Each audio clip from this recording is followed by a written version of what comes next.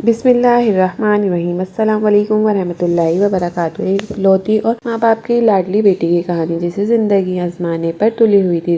دوستو آج جو سچی کہانی ہم آپ کے سامنے پیش کرنے جا رہے ہیں، یہ کہانی ایک بہن رمشا کی ہے۔ رمشا اپنے والدین کی اکلوتی اولاد تھی۔ سبھی والدین اپنے بچوں سے بے حد محبت کرتے ہیں، چاہے وہ اکلوتے ہوں یا اولاد تعداد میں زیادہ ہو، لیکن زیادہ تر یہی دیکھا گیا ہے جو اکلوتے بچے ہوں چاہے وہ لڑکے ہوں یا لڑکیاں ہوں، ان کو تھوڑا زیادہ پیار ملتا ہے، کیونکہ ماں باپ کی توجہ، پیار، محبت اور شفقت کے وہ اکیلے حقدار ہوتے ہیں۔ اسی لیے شاید زیادہ پیار اور محبت اور توجہ کے باعث اکثر اکلوتے بچے بگڑے ہوئے دکھائی دیتے ہیں۔ رمشا اپنے والدین کی اکلوتی اولاد تھی۔ شادی کے 7 سال وقار احمد اور نورین نے اولاد کی انتظار میں گزارے تھے۔ نورین اور وقار کی راتیں اکثر بے چین گزرتی، ان کی نمازیں اور دعائیں ہمیشہ آنسوؤں سے تر ہوتی، کیونکہ وہ بھی اولاد کی نعمت چاہتے تھے۔ نورین بھی چاہتی تھی کہ اس کی گود ہری ہو، وہ بھی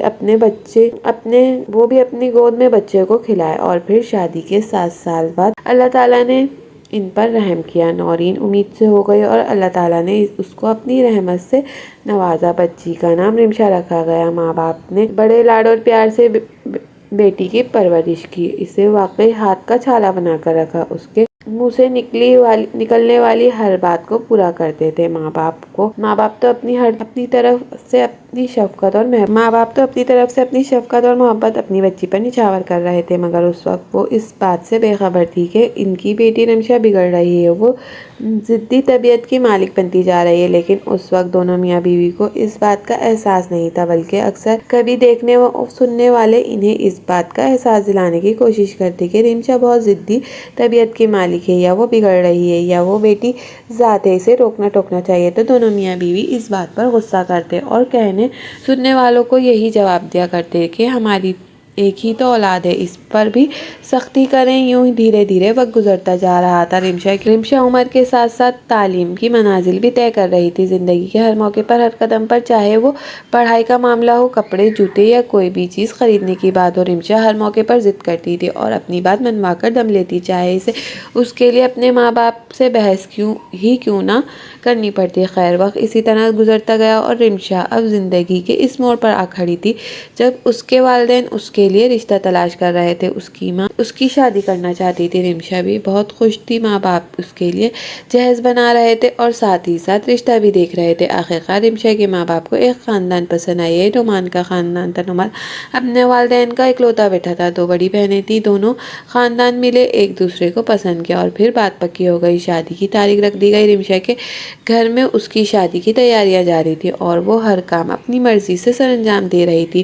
بہت خوشی وہ شادی کی تیاریاں کر رہی تھی۔ دیکھتے ہی دیکھتے شادی کا دن بھی آ پہنچا۔ رمشا کے والدین نے ڈھیروں دعاؤں کے سسرال رخصت کیا، لیکن ہر ماں باپ کی طرح رمشا کے والدین بھی یہی خواہش تھی کہ ان کی بیٹی اپنے سسرال میں بسے، وہ اپنے گھر میں آباد رہے۔ لہٰذا رخصتی کے وقت اس کے ماں باپ نے اسے سمجھایا کہ دیکھو بیٹی، پہلے تم اپنے والدین کے گھر پہ رہتی تھی سو اونچ نیچ ہو جاتی تھی، لیکن ہم والدین ہیں، ہم تمہاری بری بات کو سن لیں گے، برداشت بھی کر لیں گے، لیکن اب تم سسرال جا رہی ہو، وہاں یہ سب نہیں چلے گا، وہاں تم بہو ہو، گھر کی ذمہ داری تم پر ہوگی، اور سب سے زیادہ اہم بات یہ کہ وہ اپنے آپ پر روک ٹوک کرنی ہوگی، خاص طور پر اپنی زبان کے معاملے میں۔ جتنا خاموش رہوگی سسرال کی اور شوہر کی ہاں میں ہاں ملاؤگی، اتنی جلدی ہی اس گھر میں جگہ بنا سکوگی، لیکن اگر تم نے منہ ماری کی، اگر تم نے زبان درازی کی اور اگر جاتے ہی وہاں پر بھی اپنی مرضی چلانے کی کوشش کی تو تمہارے لیے مشکل ہو جائے گی۔ رمشا نے اپنے والدین کو تسلی دی، انہیں حوصلہ دیا، آپ بے فکر رہیں۔ رمشا رخصت ہو گئی،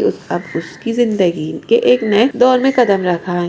یہاں اس کا سامنا ذمہ داریوں سے تھا، یہاں وہ ماں باپ کے گھر والا بچنا نہیں چل سکتا تھا، یہاں زبان درازی نہیں چل سکتی تھی، یہاں ہر بات اپنی مرضی نہیں چل سکتی تھی۔ لیکن جیسے جیسے سسرال میں رمشا کا وقت گزرا، آہستہ آہستہ چھوٹی چھوٹی باتوں پر جھگڑے بڑھنے لگے۔ وہ صبح جلدی اٹھتی تھی، سب سے پہلے اس کے سسرال میں یہ تقاضا کیا گیا کہ صبح جلدی اٹھا کرو، سب کو وقت پر ناشتہ دیا کرو۔ رمشا کا اس بات پر منہ بن گیا، اس نے ایک دن حد ہی کر دی، اپنے شوہر سے کہنے لگی کہ میں آپ کے ماں باپ دونوں اچھے بھلے تو ہیں، آپ کی ماں کو چاہیے کہ وہ ناشتہ بنا کر دیا کریں، میرے آنے سے پہلے بھی تو آپ لوگ ناشتہ کرتے تھے، اب میری نیند خراب کرنے کا کیا مقصد ہے؟ نعمان نے حیرت سے اپنی بیوی کی طرف نظر ڈالی اور کہنے لگا، رمشا، میرے ماں باپ کی تمام عمر काम किया है, हमें पाल पोस कर बड़ा किया है, अब वक्त है कि हम इनकी खिदमत करें। रिमशा आगे से दो टोक अंदाज में कहने लगी, तो फिर आप क्या करें, मेरे माँ बाप तो नहीं है, वो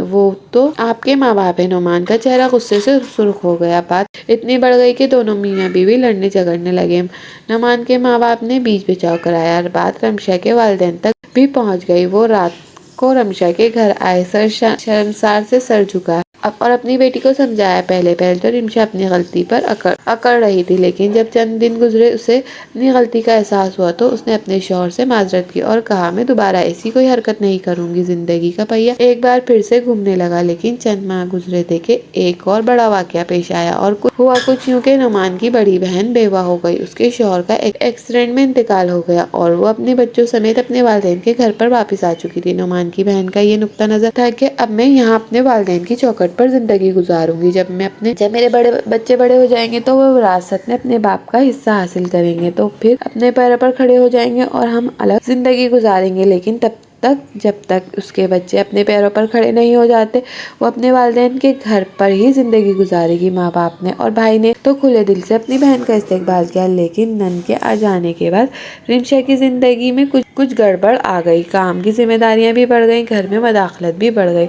रिमशा को ये बात मंजूर नहीं थी कि आए दिन किसी न किसी बात पर झगड़ा होने लगा। बिलाखिर तंग आकर रिमशा ने एक दिन अपने शौहर से अलग घर का मुतालबा किया। ये बात सुनकर वो सब बहुत हैरान हुए। नुमान इनका इकलौता बेटा था। नुमान ने रिमशा को समझाने की कोशिश की, लेकिन रिमशा अपनी जिद पर आ चुकी थी और बाकायदा कपड़े बांधकर अपने वालिदैन के घर चली गई। और जब तक मुझे अलहदा घर नहीं लेकर दोगे, मैं इस घर में वापस नहीं आऊंगी, क्योंकि उस घर में जिंदगी गुजारना बहुत मुश्किल है। यहाँ तुम्हारी बहन रहेगी, उसके बच्चे रहेंगे, या मैं रहूंगी। मामला इतना खराब हुआ कि नुमान ने रिमशा को छोड़ने का फैसला किया, क्योंकि जाहिर है वो अपनी बहन को तो घर से नहीं निकाल सकता था। और रिमशा अपनी जिद पर अड़ी रही और नुमान ने इसे तलाक दे दी। रिमशा के वालिदैन के लिए ये बड़ा धचका था।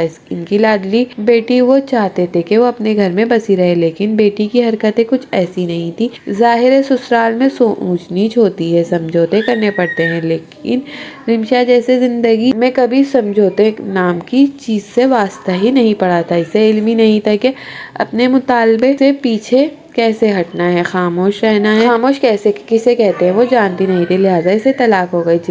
जिसने सुना खूब बातें की, बल्कि कई लोगों ने तो यहाँ तक कह दिया कि रिमशा घर घुसाने वाली लड़की है ही नहीं। रिमशा के माँ बाप बहुत शर्मिंदगी महसूस कर रहे थे, लेकिन रिमशा पर कोई फर्क नहीं पड़ा। इसका भी यही मौक़िफ़ था कि वहाँ उसके घर में मेरे साथ ज्यादती हो रही है। खैर वक्त कुछ आगे सरका। रिमशा की तलाक को 1 साल का अरसा गुजरा। उसके वालिदैन अब फिर से उसकी शादी करना चाहते थे। रिश्ते की तलाश शुरू हुई। इस बार जो खानदान रिमशा के माँ बाप की नज़र में मोतबर ठहरा वो फैसल का खानदान था। फैसल की पहली शादी हो चुकी थी, वो अपनी एक बीवी को तलाक दे चुका था। अब वो दोनों खानदान मिले, एक दूसरे को सारी बातों से आगाह किया गया, दोनों मुत्तफिक हुए और ये रिश्ता तय पा गया। रिमशा का सादगी से निकाह कर दिया गया और वो एक बार फिर से रुखसत होकर अपने ससुराल चली गई। वक्त धीरे धीरे गुजरने लगा, लेकिन यहाँ इसके ससुराल में भी सुकून नहीं था। खास तौर पर रिमशा की सास और नंदे अगर कोई बात होती तो इसे तलाक का ताना देती। अगर रिमशा कोई जवाब देती तो वो अक्सर रिमशा से ये कह दिया करती थी कि देखो इसी वजह से तुम्हें तलाक हुई है, क्योंकि तुम बहुत ही ज़्यादा ज़बान दराज हो। इस बात पर इनका झगड़ा बहुत बढ़ जाया करता। गर्ज ये कि रिमशा की इस ससुराल में भी वही सूरत हाल थी। होना तो ये चाहिए था कि रिमशा को एक बार तलाक हो चुकी थी, अब दूसरी बार वो इस घर में खामोशी के साथ गुजारा करती, लेकिन वो किसी की बात बर्दाश्त करने के हक में नहीं थी। हर जगह अपनी इसकी अना जिद में आ जाया करती और यही सोचती थी मैं क्यों सुनूं किसी की बात। शौहर से, सास, नंदों से वो अक्सर मुँहमारी किया करती और एक दिन जब मामला हद से बढ़ गया तो उस दिन भी रिमशा के शौहर ने उसे समझाते हुए कहा, देखो रिमशा, तुम्हें शायद घर बसाने का गुण आता ही नहीं। घर बसाने के लिए औरत को समझौते करने पड़ते हैं, पर सबसे पहले अपने मुंह को बंद करना पड़ता है। सच कह रहा हूँ, अगर तुम ये बात आदत अपना लो तो तुम्हारी ज़िंदगी میں سکون آ جائے گا۔ رمشا کے ماتھے پل پڑ گئے۔ وہ کہنے لگی، اچھا تمہارے کہنے کا مطلب یہ ہے کہ بس خاموشی سے سنتی رہوں اور سہتی رہوں، جواب نہ دوں کیونکہ میں گونگی بہری ہوں؟ فیصل نے سمجھاتے ہوئے کہا، دیکھو رمشا، تم گونگی بہری نہیں ہو، لیکن بعض اوقات گونگے بہرے بننا پڑتا ہے اور گھر بسانے کے لیے سمجھوتا کرنا پڑتا ہے۔ رمشا کہنے لگی، تو پھر ٹھیک ہے، تم کرو سمجھوتا۔ ہر بار سمجھوتا عورت ہی کیوں کرے؟ یہ بات سن کر فیصل مسکرا دیا اور کہنے لگا، ہر بار کا کیا مطلب؟ اگر تم نے سمجھوتا کیا ہوتا تو آج تم یہاں نہیں اپنے پہلے شوہر کے ساتھ ہوتی۔ بس جی بھر کیا تھا؟ خوب لڑائی جھگڑا ہوا اور رمشا نے ایک بار پھر سے بیگ باندھا اور اپنے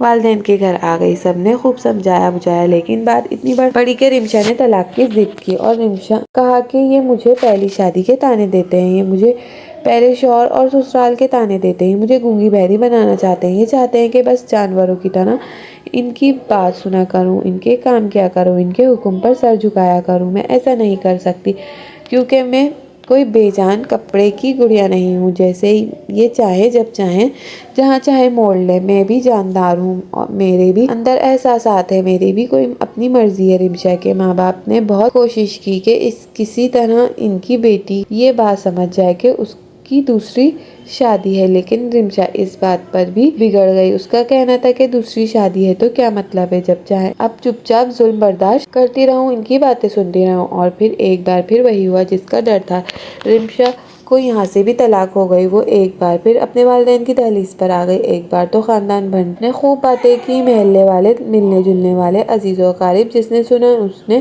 دانتوں میں انگلیاں دبا لیں اور ہر ایک نے یہی کہا کہ حد ہو گئی۔ سب نے رمشا کے ماں باپ کو اس بات کا ذمہ دار قرار دیا۔ رمشا کے ماں باپ بہت شرمندگی محسوس کر رہے تھے، لیکن وہ بے بس تھے، کچھ کر بھی نہیں سکتے تھے۔ وقت کا پہیہ ایک بار پھر سے گھومنے لگا۔ اس بار رمشا کو طلاق کو 2-3 سال گزر گئے۔ اس کے والدین نے دوبارہ کوشش کر رہے تھے کہ کسی طرح اس کا رشتہ پھر سے طے ہو جائے، لیکن اس بار بہت مشکل پیش آ رہی تھی۔ جس کسی کو بھی پتہ چلتا کہ رمشا پہلے سے 2 بار طلاق ہو چکی ہے، وہ لوگ دوبارہ پلٹ کر واپس نہ آتے اور ہمیشہ رمشا کے ماں باپ بہت پریشان تھے اور اندر کہیں نہ کہیں یہ پریشانی رمشا کو بھی کھائے جا رہی تھی۔ وقت گزرتا جا رہا تھا، عمر بڑھتی جا رہی تھی، لوگوں کی باتیں اسے بھی سنائی دے رہی تھی۔ زیادہ تر تو ان باتوں کو اگنور کرتی، مگر کبھی کبھار اسے لوگوں کی باتیں پریشان بھی کرتی۔ وقت دھیرے دھیرے گزرتا جا رہا تھا اور اب گھر میں موجود ہر فرد اپنی جگہ پر پریشان تھا۔ ماں باپ کو تو اکثر رات کو اس پریشانی میں نیند بھی نہیں آتی کہ ان کی بیٹی کا مستقبل کیا ہوگا۔ آخرکار پورے 4 سال گزر جانے کے بعد رمشا کے لیے ایک رشتہ آیا۔ رمشا کے والدین نے اللہ کا شکر ادا کیا،